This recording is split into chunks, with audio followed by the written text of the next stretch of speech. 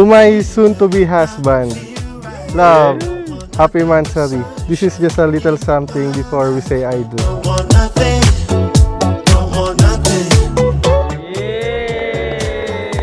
ATM nga. Alam ko, need mo ito and magagamit mo araw-araw. See you later, my wife. I love you. Iyak ako. Wait lang. Ayun, masaya lang dahil nakompleto yung family ko and mga friends, and syempre, maharap ko na sa altar yung taong gusto kong makasama habang buhay.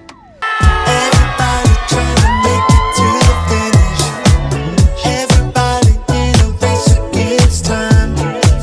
Trying to live that life they told you you were living, but it's you who decides to shine. Almost 5 years na kaming in a relationship and 2 years engaged. Finally, dumating na yung time na magpapakasal na kami.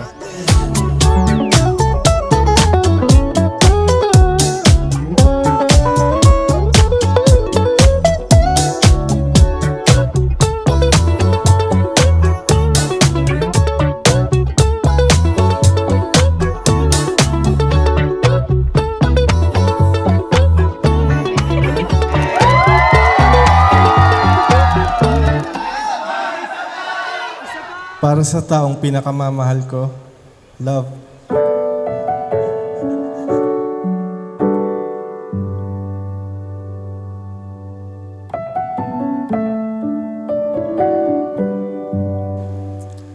Salamat sa Diyos dahil dumating ka sa buhay ko. Pero mas nagpapasalamat ako dahil ako ang pinili mo. Pinili mo tayo. Pangako kong pipiliin kita araw-araw. No one knows me like you know me.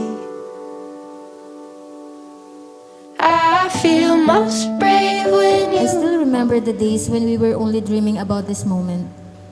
Ngayon, nandito na tayo. At habang tinitignan kita, nasigurado ako na ikaw ang taong gusto kong makasama habang buhay. for all of my life, for all of my days, for all of the years we'll wipe each other's tears away.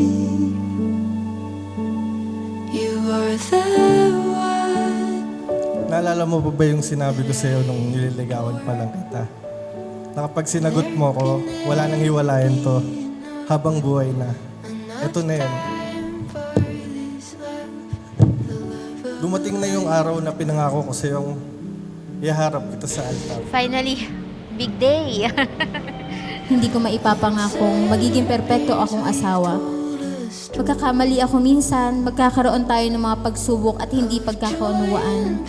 Pero ang maipapangako ko ay hindi ako titigil na piliin ka. Pipiliin kita kahit sa mahirap na araw. Pipiliin kita kahit hindi madali. At pipiliin kita araw-araw sa lahat ng pagkakataon. My life, for all of my days, for all of the years we'll wipe each other's tears away. You are the one that I adore, and there can never be enough time for this love.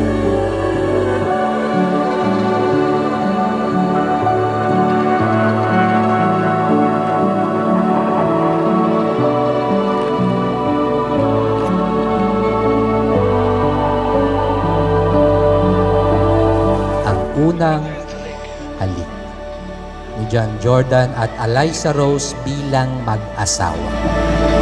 Just like this guy. Just like your eyes. For all of my life, Jay, mahal, all of my asawa, ikaw ang isa sa pinakamagandang desisyon na nangyari sa buhay ko. Ikaw ang sagot sa maraming dasal ko at ngayon, habang nakatayo ako sa harap mo, wala akong ibang nararamdaman kundi pasasalamat dahil ikaw ang kasama kong haharap sa lahat ng susunod na kabanata ng buhay. Ikaw ang pinakamagandang desisyong ginawa ko sa buhay ko. At sa harap ng Diyos at ng ating mga mahal sa buhay, pinapangako kong ang puso kong ito ay mananatiling sa iyo lamang. Mahal kita noon, mahal kita ngayon, at mamahalin kita sa lahat ng bukas na darating. Ikaw ang aking palagi at habang buhay.